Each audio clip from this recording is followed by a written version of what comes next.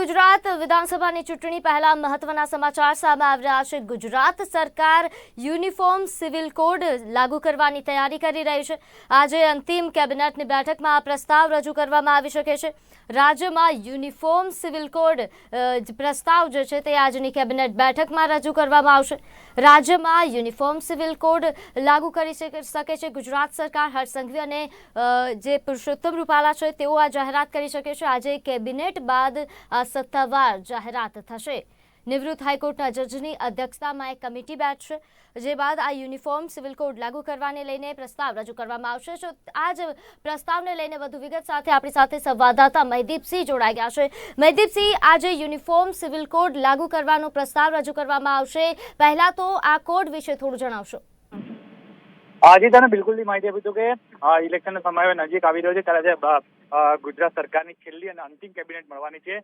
તો કેબિનેટમાં સર્વાના મતે આજે યુનિવર્સલ કોડ મામલે ગુજરાત સરકાર એક પ્રસ્તાવ લાવશે। ચોક્કસથી કહી શકાય કે આ કેબિનેટમાં આ પ્રસ્તાવ રજૂ કર્યા બાદ ઉત્તરાખંડની જેમ આજે ગુજરાતમાં પણ રાજ્ય સરકાર યુનિફોર્મ સિવિલ કોડ લાવશે। અભ્યાસ કમિટીની રચના કરવામાં આવશે અને રિટાયર્ડ જજોની એક કમિટી બનાવવામાં આવશે। તે કમિટી અભ્યાસ કર્યા પછી આ બાદ આ સરકારને રિપોર્ટ પરત કરશે। ચોક્કસથી કહી શકાય કે જે પ્રમાણે હવે કેબિનેટ સત્તાવારમાં 2 વાગે જે કેબિનેટ મળવાની છે, આ કેબિનેટમાં સત્તાવાર રીતે જાહેરાત થશે। આ ઉપરાંત 3:30 વાગે માનનીય હર્ષ સંઘવીની પ્રેસ પણ રાખવામાં આવી છે, તેમાં પણ આ અંગે વિશ્લેષણ અને મુદ્દાઓ ચર્ચા કરવામાં આવશે। જી, આજે યુનિફોર્મ સિવિલ કોડ લાગુ કરવાની છે ગુજરાત સરકાર। ચૂંટણી પહેલા ભાજપ સરકારનો આ માસ્ટર સ્ટ્રોક ગણી શકાય કે કેમ?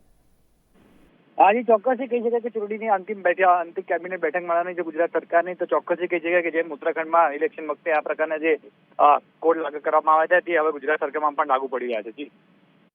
જી, આભાર અમારી સાથે જોડવા બદલ। તો જે રીતે સામાન નાગરિક ધારા અંગે રાજ્ય સરકાર આ પ્રસ્તાવ લાવી શકે છે, યુનિફોર્મ સિવિલ કોડ અંગે ગુજરાત સરકારની તૈયારી હોવાનું આ જાણવા મળી રહ્યું છે। આજની અંતિમ કેબિનેટની બેઠકમાં આ પ્રસ્તાવ રજૂ થઈ શકે છે। ઉત્તરાખંડની જેમ ગુજરાતમાં પણ કમિટીની રચના થઈ શકે છે।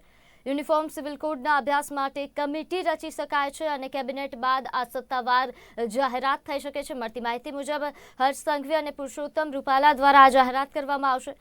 યુનિફોર્મ સિવિલ કોડ મામલે ગુજરાત સરકાર જે આ પ્રસ્તાવ લાવી શકે છે, આજની અંતિમ કેબિનેટ બેઠકમાં આ પ્રસ્તાવ રજૂ કરી શકાય તેમ છે। ઉત્તરાખંડ બાદ હવે ગુજરાતમાં પણ રાજ્ય સરકાર યુનિફોર્મ સિવિલ કોડ લાવવાની તૈયારીમાં છે, જેના અભ્યાસ માટે એક કમિટીની રચના કરવામાં આવશે। કેબિનેટ બાદ સરકારના પ્રવક્તા મંત્રી દ્વારા આ અંગે જે સત્તાવાર જાહેરાત છે તે થઈ શકે છે। આજે કોડ છે તેમના વિશે વાત કરવામાં આવે, તમામ ધર્મના લોકોમાં આ એક જ નિયમ લાગુ પડશે। છૂટાછેડા લેવા માટે પણ આ એક કાયદો જ રહેશે। દાન મુદ્દે પણ આ એક કાયદો એટલે કે યુનિફોર્મ સિવિલ કોડ રહેશે। બાળક દત્તક લેવા કે બાળક કસ્ટડી માટે આ એક જ કાયદો રહેશે। લગ્નની ઉંમર માટે એક કાયદો, પરિવારની સંપત્તિના ભાગ માટે પણ આ એક કાયદો જ લાગુ કરવામાં આવશે। કોમન સિવિલ કોડ એક ધર્મનિરપેક્ષ કાયદો છે, દરેક ધર્મ માટે સમાન કાયદો બનાવવામાં આવશે। ત્યારે વધુ માહિતી માટે આપણી સાથે દાનિશ કુરેશી જોડાઈ ગયા છે, તેમની સાથે વાત કરીએ। દાનિશ, આજે સરકાર યુનિફોર્મ સિવિલ કોડ લાવી રહી છે, પહેલા તો આ સિવિલ કોડ વિશે થોડું જણાવશો। જો સૌથી પહેલી વાત છે કે યુસીસી ની વાત છે, યુનિફોર્મ સિવિલ કોડ, અને જે આઈયુસીસી હોય કે ઇનકમ્પ્લીટ યુનિફોર્મ સિવિલ કોડ નો કોઈ અર્થ જ નથી। જેમ હમણાં આપ કહી રહ્યા હતા કે તમામ ધર્મ માટે સમાન કાયદો લાવશે, તો જો ધર્મ હોય તો તમામ માટે એક કાયદો ના હોઈ શકે અને એક કાયદો હોય તો ધર્મ ના હોઈ શકે। તો હું એવું પર્સનલી માનું છું કે જે સિવિલ મેટર્સ જે છે, જે રૂઢિઓ છે આપણે અહીંયા જાતિઓ પ્રજાતિઓની, જાતિ આખા ભારત દેશમાં 6000 થી વધારે ભાષાઓ આપણે ત્યાં બોલાતી હોય, જાતની જાતિઓ પ્રજાતિ રહેતી હોય, આ સ્થિતિની અંદર જો ખાલી રાજકારણ કરવા માટે ગુજરાતમાં ઇલેક્શન આવ્યું છે અને ભારતીય જનતા પાર્ટી પાસે કશું હોય નહીં અને આ રીતની વાત કરીને જે પોલરાઇઝેશનનું વાતાવરણ બનાવવા માંગે છે એ પ્રોબ્લેમેટિક છે। જી, અને ચૂંટણી પહેલા જ્યારે આ કોડ લાગુ કરવામાં આવી રહ્યો છે તેના વિશે શું કહેશો? સોરી, ચૂંટણી પહેલા જ આ કોડ લાગુ કરવામાં આવી રહ્યો છે, આ કોઈ માસ્ટર સ્ટ્રોક કે કોઈ એક પ્લાનિંગ કહી શકાય, શું કહેશો? 100% ભારતીય જનતા પાર્ટી પાસે 26 વર્ષમાં કોઈ એવો કાર્ય નથી જે પ્રજાને બતાવી શકે અને યુનિફોર્મ સિવિલ કોડની વાત કરતા હોય ને તમામ નાગરિકોને સમાન અધિકાર આપવાની વાત કરતા હોય તો ભારતીય જનતા પાર્ટીની નીતિ પ્રમાણે 12 લાખ કરોડ રૂપિયા કોર્પોરેટના માફ કરવામાં આવ્યા, તો મને મારા પણ 12 રૂપિયા માફ કરવામાં આવે। મારા તો 12 રૂપિયા બી માફ કરવામાં નથી આવ્યા, શું તમારા માફ કરવામાં આવ્યા? તો આ અસમાનતા ક્યારે દૂર થશે? સૌથી પહેલા એ તો દૂર કરો જે તમારા કંટ્રોલમાં છે. જી અમારી સાથે જોડાવા બદલ આપનો આભાર. તો જે રીતે યુનિફોર્મ સિવિલ કોડ લાગુ કરવાની તૈયારીમાં છે ગુજરાત સરકાર, આજની અંતિમ કેબિનેટ બેઠક બાદ આ પ્રસ્તાવ રજૂ કરવામાં આવશે. રાજ્યમાં યુનિફોર્મ સિવિલ કોડ લાગુ કરી શકાશે. લગ્ન છૂટાછેડા માટે એક જ નિયમ લાગુ કરવામાં આવશે. દરેક ધર્મ માટે એક જ કોડ લાગુ કરવામાં આવશે, જેને યુનિફોર્મ સિવિલ કોડ કહેવામાં આવી રહ્યો છે. આજે કેબિનેટની બેઠક બાદ આ સત્તાવાર જાહેરાત થઈ શકે છે. નિવૃત્ત હાઈકોર્ટ જજની અધ્યક્ષતામાં આ કમિટીની રચના કરવામાં આવશે, જેમાં આ કોડને લઈને અભ્યાસ કરવામાં આવશે. ઉત્તરાખંડ બાદ હવે ગુજરાતમાં આ જે કોડ છે યુનિફોર્મ સિવિલ કોડ, તેને લઈને અત્યારે રજૂઆત કરવામાં આવી રહી છે, પ્રસ્તાવ રજૂ કરવામાં આવશે. યુનિફોર્મ સિવિલ કોડને લઈને ઘણા દિવસોથી ચર્ચા થઈ રહી હતી, જે બાદ હવે ગુજરાત સરકાર આ કોડ લાવવાની તૈયારીમાં છે.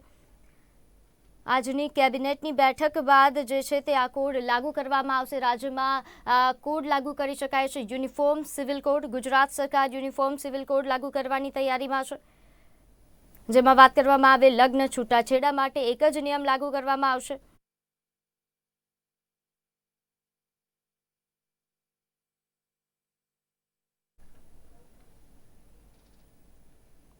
આજે કેબિનેટની બેઠક જે છે તે આ બેઠક બાદ આ સત્તાવાર જાહેરાત થઈ શકે છે તેવી માહિતી પ્રાપ્ત થઈ રહી છે. યુનિફોર્મ સિવિલ કોડ જે ઉત્તરાખંડમાં પ્રસ્તાવ તેનો રજૂ કરવામાં આવ્યો, જે બાદ હવે ગુજરાતમાં પણ આ પ્રસ્તાવ રજૂ થવા જઈ રહ્યો છે. આજની અંતિમ બેઠક બાદ આ પ્રસ્તાવ રજૂ કરી શકાય તેમ છે. વાત કરવામાં આવે ગુજરાત સરકાર ચૂંટણી પહેલા જ્યારે આ કોડ લાગુ કરવાની તૈયારી બતાવી રહી છે, જેને લઈને અત્યારે ચર્ચા વિચારણાઓ શરૂ થયા છે.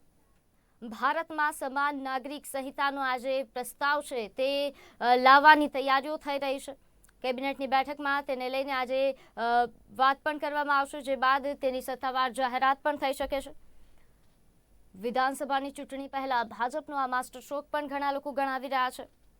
વિધાનસભાની ચૂંટણી પહેલા સમાન નાગરિક ધારા અંગે રાજ્ય સરકાર પ્રસ્તાવ લાવી શકે છે. યુનિફોર્મ સિવિલ કોડ અંગે ગુજરાત સરકારની તૈયારી હોવાનું જાણવા મળી રહ્યું છે. આજની અંતિમ કેબિનેટ બેઠકમાં આ પ્રસ્તાવ રજૂ થઈ શકે છે. ઉત્તરાખંડની જેમ ગુજરાતમાં પણ કમિટીની રચના થઈ છે. યુનિફોર્મ સિવિલ કોડના અભ્યાસ માટે કમિટી રચી શકાય છે.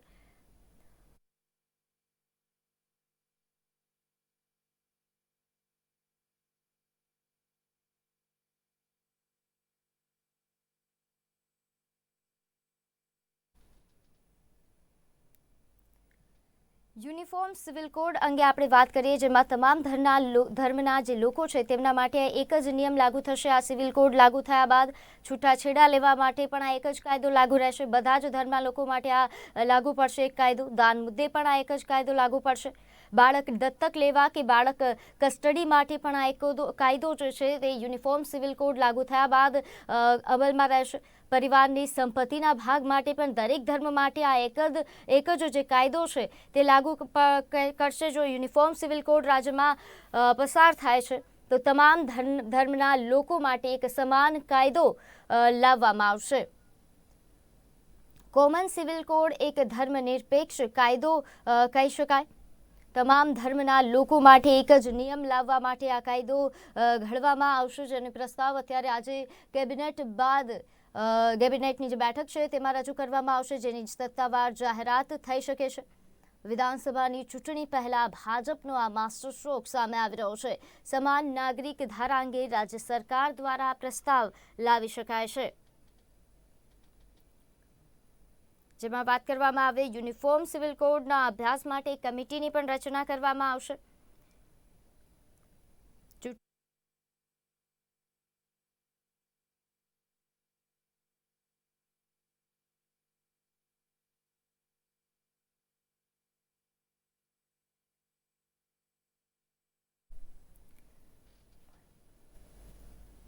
ત્યારે આ જ કોડ જ્યારે લાગુ થવા જઈ રહ્યો છે ત્યારે તેને લઈને આપણી સાથે અત્યારે જોડાઈ ગયા છે અનવર હુસેન.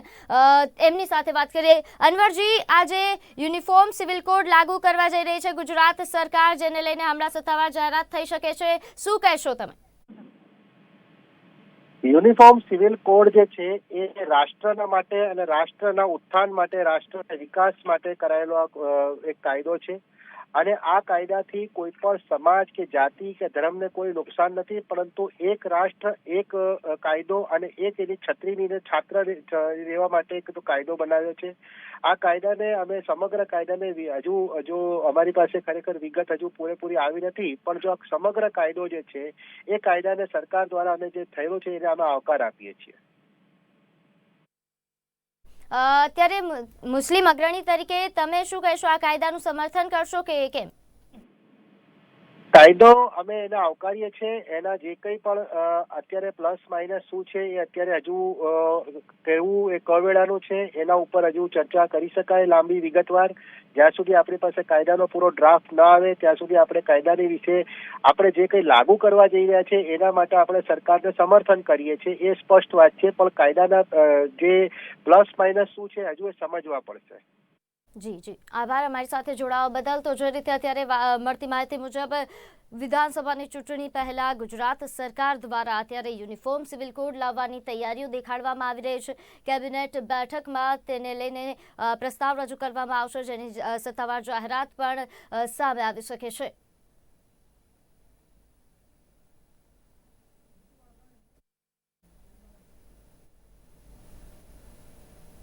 સમાચારોમાં આગળ વાત કરીએ. લાભ પાંચમના દિવસે રાજ્ય સરકારના પ્રવક્તા જીતુ વાઘાણીએ નિવેદન આપ્યું હતું.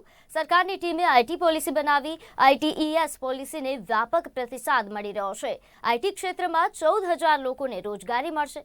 સાથોસાથ 5 વર્ષમાં 1,000 કરોડનું MOUમાં રોકાણ થશે. ગુજરાત સરકાર અને લાઇમસ્ટોન